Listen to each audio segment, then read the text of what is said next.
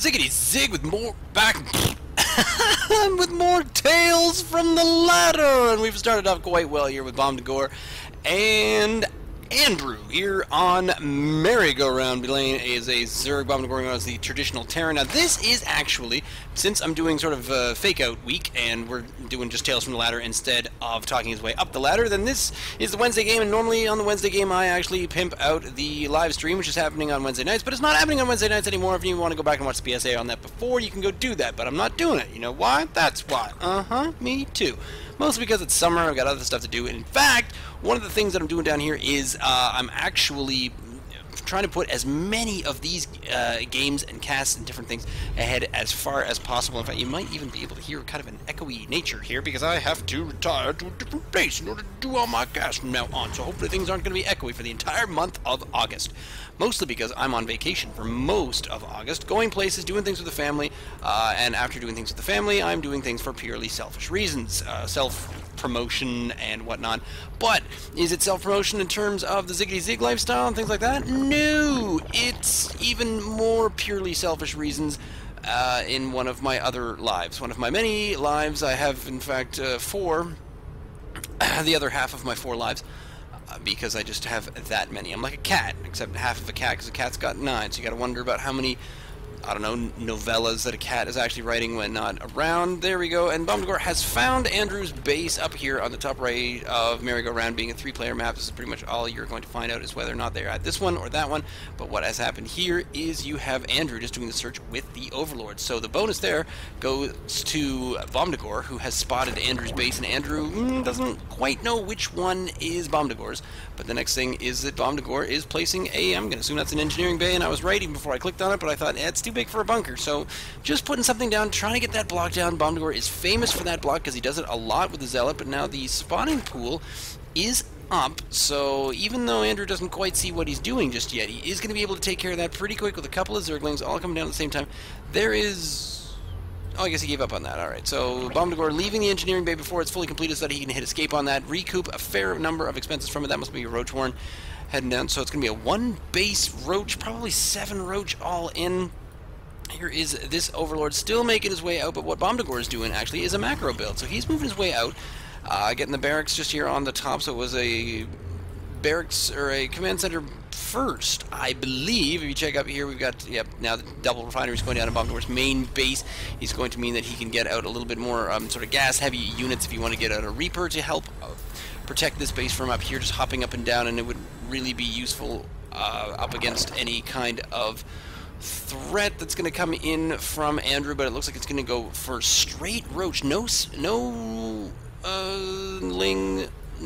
whatsoever. Still no view on the base, but now, as of now, Andrew has received information over here at the 1 base to find out that, yeah, I don't think any of the other ones do have numbers, do they? No, that one doesn't have any numbers.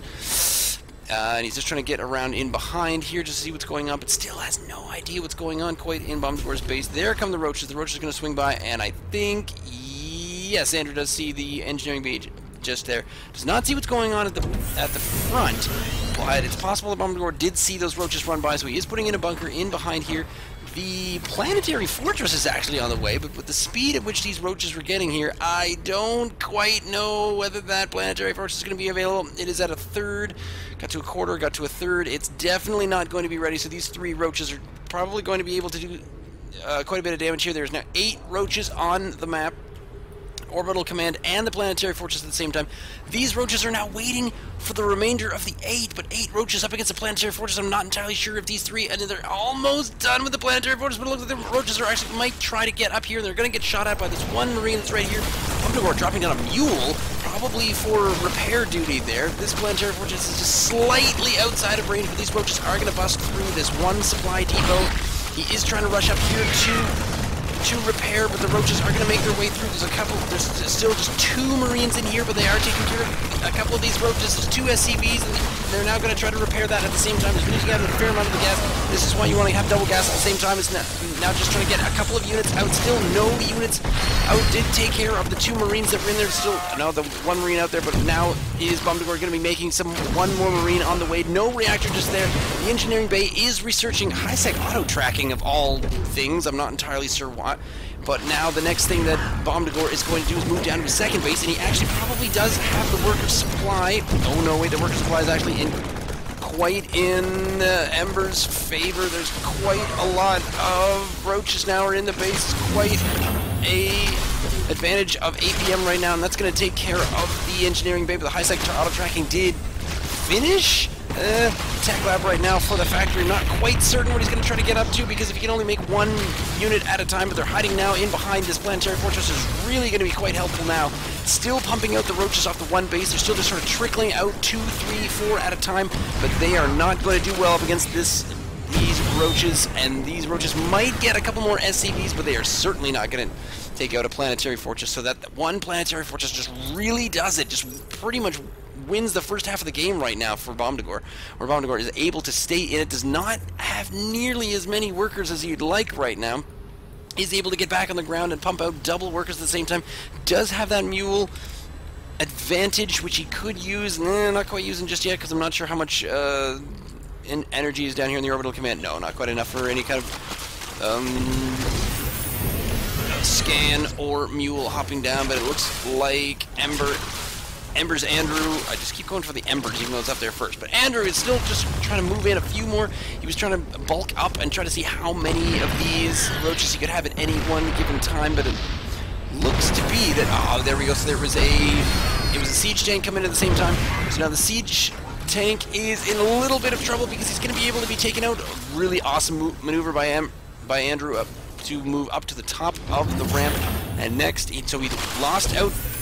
Bomdagor lost out on quite a bit of vision just there, but now these roaches are in here and they're going to be able to take out refineries, but they're not really interested in that. Here come the remainder of the roaches, still not really hanging out amongst each other, but now the barracks is able to see the high ground, and this siege tank is going to do some huge damage there. So with the barracks giving a little bit further view there, this is the range of the siege tank, so with the barracks able to view right up to this spot here, then pretty much as soon as the siege tank, as soon as any units get within the siege tank range, Bomdagor is going to be able to completely blow them up. And there, this missile turret finishes off just in time to get rid of that one overlord, which is just snaking over the top, trying to see what is going on. But that one siege tank is pretty much 100% of what Bomdagor's got in his base. Still trying to do something here, just still trying to piece something together. He now does have, with the mules, or one mule, does have a little bit of an advantage so far as the harvesting. Yep, trying to continue to make more units, getting as many upgrades as he can. There's plus, I think that was plus one. Yeah, that's plus one on its way just there. No, wait. Structure armor. Alright, so he's putting all his eggs into the planetary fortress basket. A couple of SCVs are just hanging out. I still have this tiny little niggling cold, but this siege tank is really just hunkered down right there. Is going to be able to take out and at least put quite a lot of damage to these roaches if they get in there. There's 4 just sort of hanging out on the outskirts right there, but if you look at, there's a number of them still running down. Must be 5 moving their way in. There's no more being made at the moment. Does seem to be droning up, which seems odd. Did take care of that engineering bay, probably got canceled out. So now Andrew has decided that a little bit of forward pressure, which I wouldn't do this if I were Andrew. I would wait and do something later and just have enough to come in and totally storm out. You know he's not going to attack your base. You know he's not going to come in and stop you from taking a second.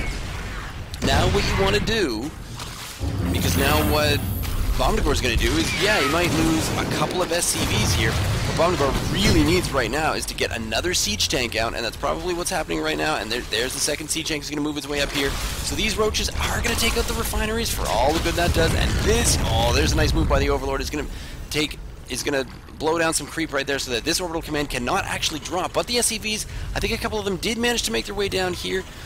Bomdagor making a second orbital, or not an orbital, but a second bunker. This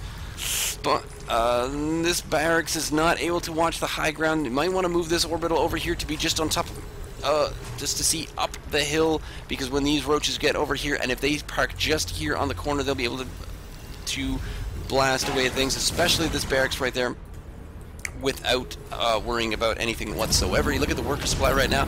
Andrew is still ahead insofar as worker supply, because he is now able to be on 2 2-base economy at the moment. It's these 2 siege tanks, everything just tight into the one single base. But this is when you see Bomdagor is now going to start to make a little bit of sneakiness happen. It's probably going to not enough room for a tech lab there, but probably either Vikings or medevac. I would expect Vikings right now, because the Vikings will be able to start wandering around and start taking out all of these. But no, he's going to switch over to the tech lab that was where the siege tanks were coming out, and that is going to be where the Banshees are going to come out, because right now Andrew doesn't have anything. Well, sorry, Andrew doesn't have anything to shoot air. Yes, he does. He's got the Mutalisk. So the switch over to Mutalisk, sorry, I didn't notice that, but now is when another missile turret is going to happen. This barracks is probably going to burn in flames. A couple of missile turrets happening in here, in behind. So right now, all Bomdagor is doing, just come over here and get exploded. So this Overseer does see this Widow Mine, which is kind of bad news bears for as far as Bomdagor is concerned, but it's an interesting maneuver where Embersander is just trying to take out one at a time. So these and yep, Bomdagor does move back to the Vikings.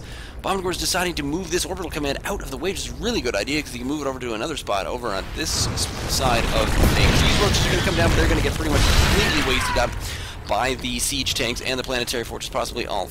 Both of those need another barracks if he wants to make another factory. The factory's got a reactor on it right now, where you could probably pop out just a couple of either Hellions or... At this point, I don't know what you'd be looking at there. Maybe another siege tank just for ground support, but now we're going up against a pretty heavy, I wouldn't say heavy, but a pretty serious Mutalisk army right now.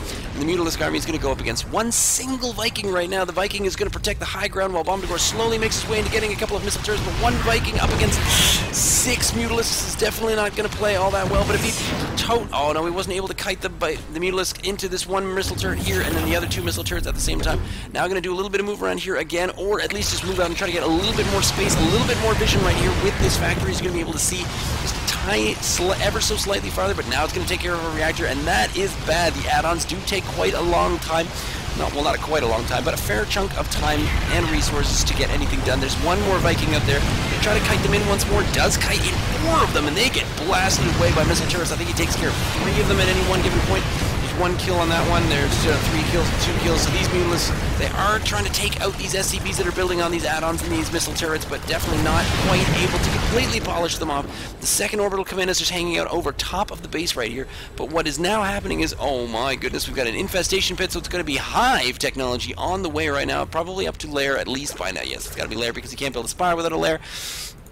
Kind of missing on a lot of the injects here at 180 right there, but now if you look at the units on the map, they're pretty much still just a Mutalisk right now, and the army supply is swaying a little bit more towards Bomdagor, even though the income tab is showing that Andrew does have a bit more of the minerals than anything else, just deciding to pick off a couple of more, just, you know, left behind, yeah, the left behind refinery that really can't have anything else done to it. So it is a bunker with 3 Marines in it. It is a number of missile turrets. The siege tanks are still useful against the ground targets because of the amount of space that he can see. Even this one way in the back can blast anything. Even this one is further up can blast anything that's coming up this ramp here. There are no ground units, it looks like, on the board right now, I don't think, for Andrew, except for the Queen, so it's mostly just, oh wait a minute, now it's going to be Swarm Host is on the way. That's exciting. So it's time for some YOLO Swarm Hosts. This should be interesting. So the Swarm Hosts will make their way up here, but the thing is, going up against Bomdagor is he's got quite a bit of vision. I'm not quite sure the range on the missile turret, but he probably will be able to see up here, and all he need to do is scan. But then moving out towards these ground units, there's not really that many of these on the way, and there go the Ravens right now for Bomdagor. They're just starting to come into play, and there he goes. He's going to pop down these for the Widow Mines, but this Overseer is going to be able to see these, so even if he burrows the Widow Mines, I don't think, that was a really sweet maneuver, I don't think that they're going to do all that well here, even if they do burrow, because that Overseer is going to be able to see everything. So here come the supply depots that are probably going to try to come up with some sort of wall. This is the equivalent of a Baneling bus, but the planetary fortress is able to get things just within range here. So a few more Widow Mines, and he's just going to place them barely here on the range, just within range. This is a small short range. He probably just kind of piggyback forward. Now it does seem to be that Bomdagor is making a ring of missile turrets so that he can start mining back on 2 bases. He is just protecting himself, trying to get himself back into this game. The income is telling an interesting tale that it is pretty heavily in Andrew's corner right now, but these swarm hosts protected by not really all that many mutalisks right now, still just going totally into the mutalisk, or into the swarm hosts. So Andrew has shown his capability to move from one tech into another tech, but forgetting about the first tech in the first place, where this coupled with probably a few mutalisks and maybe some roaches, and I would say even, I don't know, infestors perhaps, but that takes down 1 factory thus far. Bomdagor does have a Raven on the field. The Planetary Fortress coupled with the Siege Tanks. The Siege Tanks are going to be able to do quite a bit of damage, and I don't think that Andrew's attack will get much further than this. He is going to take care of 1 Marine, but the rest of it is going to get taken out. No damage yet on this reactor. A number of Swarm Hosts. This is just... yeah, this is full-on Swarm Host time, where you've got all 11 of them on the way, but this ring, yep, so we're back into protecting. I mean, you could bring the mutalisks around, but I don't think Andrew has moved into a different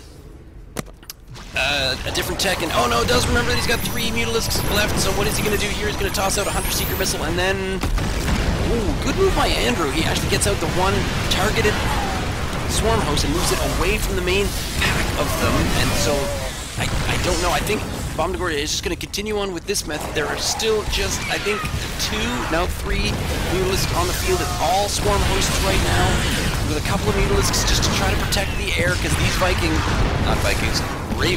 Ravens are not too interested in the swarm host. I think he's actually going to go for the base trade right here. So off goes the base trade, and in fact, now that I think about it, there is the base trade, and that was happening this entire time. Man, I'm bad at looking at the mini-map. If you ever play a game against me, just play a game where I need to use the mini-map. So the Planetary Fortress entities are slowly using up the resources and getting rid of a number of things over here, but it does look like the lair, and subsequently, well, yeah, the infestation pit, that would be a loss right there. The infestation pit unable to make any more of these, and now it's really starting to look pretty, I wouldn't say it's dire just yet, because these swarm hosts are still doing quite a lot of damage here. Bomdagor is still moving out a few units at the same time. There's nothing in the production tab right now, actually, which is kind of weird. But all the units are now up here, up at the top, putting out some Hunter Seeker missiles. I think I heard 1 going down, but it's mostly just missile turrets. And the auto turrets are shooting at just about everything, but these Spore Crawlers is a really excellent defensive maneuver just there. So now it's down to Ember's Andrew, and I think piggybacking the Swarm Host is probably the best way to get in there. I don't know if they're making too much headway, but it doesn't look like they're doing quite that good of a job. And this 1 Viking is going to be able... 1 Viking versus 3 mutalisks, no, don't really like those odds, but if you come up here, and we're still into quite a number of these missile turrets, or auto turrets are still doing a good job. There's 1 Raven still up here with enough energy to actually start doing quite a lot of damage down here. And in fact, with that...